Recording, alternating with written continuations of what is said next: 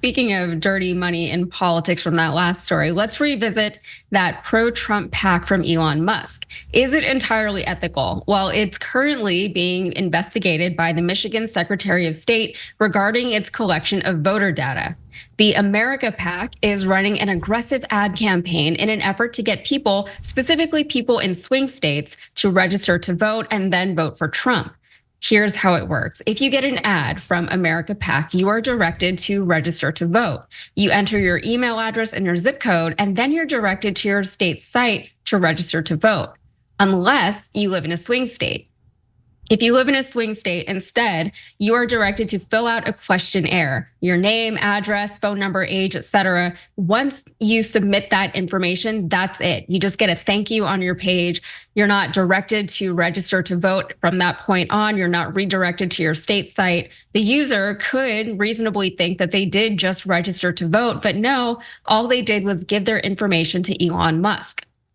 According to the Federal Election Commission, America PAC has already spent over $21 million on ad campaigns and outreach and canvassing efforts. Normally, super PACs cannot directly coordinate their ads with the campaign they're supporting unless they're focusing on door-to-door canvassing, which is what the PAC claims it's doing. Brendan Fisher, a deputy executive director at the campaign finance watchdog, it's called Documented, said this about it. He said, what makes America PAC more unique? It is a billionaire-backed super PAC focused on door-to-door canvassing, which it can conduct in coordination with a presidential campaign, Fisher said. Thanks to a recent FEC advisory opinion, America PAC may legally coordinate its canvassing activities with the Trump campaign, meaning, among other things, that the Trump campaign may provide America PAC with the literature and scripts to make sure their efforts are consistent.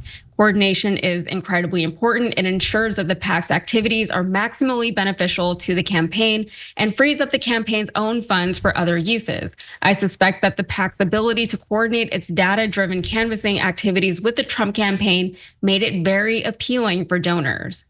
So, apart from feeling dirty, why exactly is this PAC being investigated? It has to do with the deception of it all. The website leads people to believe that they're being registered to vote when they just are not.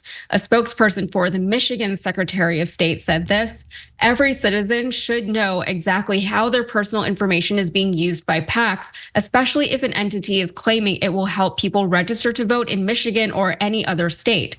That was a spokeswoman for the Michigan Secretary of State's office in a statement to CNBC.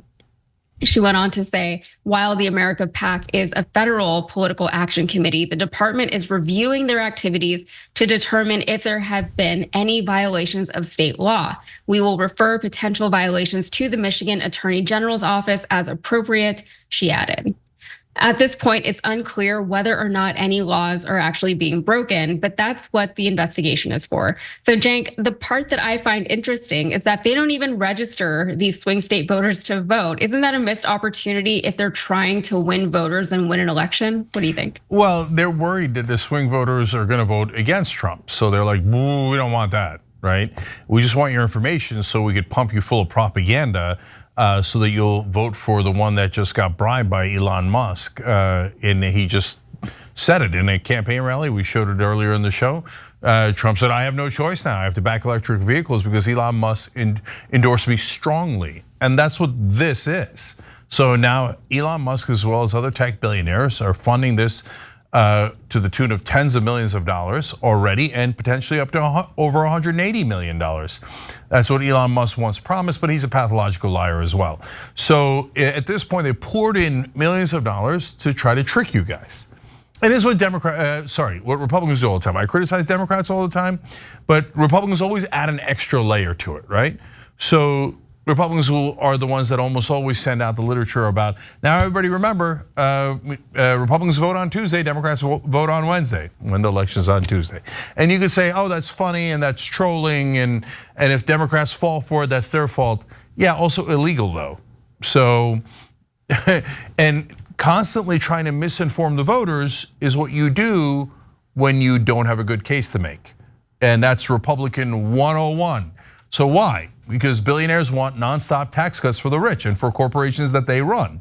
So if they tell you, hey guys, hey you schmucks, I'm gonna pretend to be on your side, but then I'm gonna fight against higher wages for you. I'm gonna fight against healthcare for you, paid family leave. I'm gonna fight against every single thing, and maybe even cut Social Security, Medicare, because I want all the money funneled to me in the form of tax cuts. Well, then nobody would vote for them.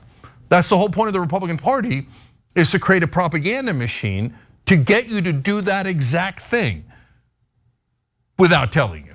So I explain this in chapter 3 of my book, Justice is Coming. Anyways, and now you see it live in action. So look, so for example, we have tyt.com/resources. You know what that directs you to? It directs you to your state information where you can actually register. And we don't tell you, hey, you have to register or vote for Democrats or anyone else or progressives. No, you vote for anyone you like. That's an actual service. This is not a service. This is, you know what it reminds me of, Yaz?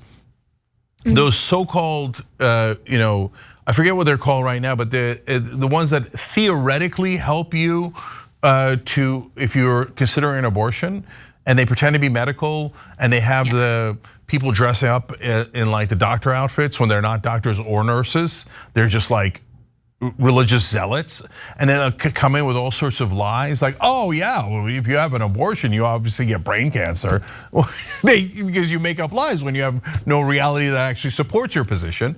So they are constantly setting up fake things to make you think that it's real, and then direct you to their own propaganda instead. This is Republican 101. Why? Because they never have a good case to make. That's why they have to lie to you. Yeah, I feel like there has to be some kind of, not to, ironically, some kind of come to Jesus moment. Whenever you have to be that deceptive to get people onto your side, maybe you're on the wrong side, or maybe you're going about all of it just incorrectly, wrong. So, but speaking of misinforming the voters, Elon Musk, despite his claims of being a champion for free speech, is not above deception. Several secretaries of state are now telling Musk to fix his AI chatbot, Grok, after it spread misinformation about the election. This is a headline from the Washington Post. And it says, Grok, the AI search assistant on X, suggested that Kamala Harris had missed the ballot deadline in 9 states, and she hasn't. This all happened after Biden dropped out of the race, which makes no sense.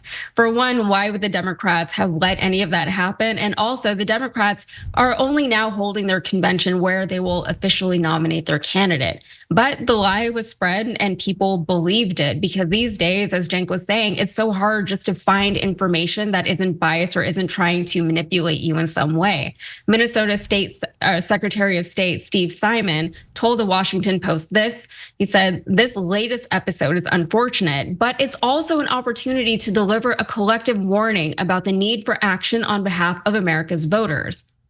We are all united by the goal of ensuring that voters get accurate information and that they seek out trusted sources for such information. So there's a lot going on here. There's inauthentic and disingenuous AI. AI is something that everybody said this is going to be a problem, especially going into such a contentious presidential election. And it's being run by a major Trump donor who also happens to run a giant social media platform. Cenk, what could possibly go wrong? Yeah, if you use Grok, I mean, look, if you want some computer to lie to you, go ahead, use it. I don't care. I don't mind. You were never going to get correct information anyway. So, I mean, Elon Musk is basically admitting that the point of this AI is not to give you the accurate information. He says it's non-woke.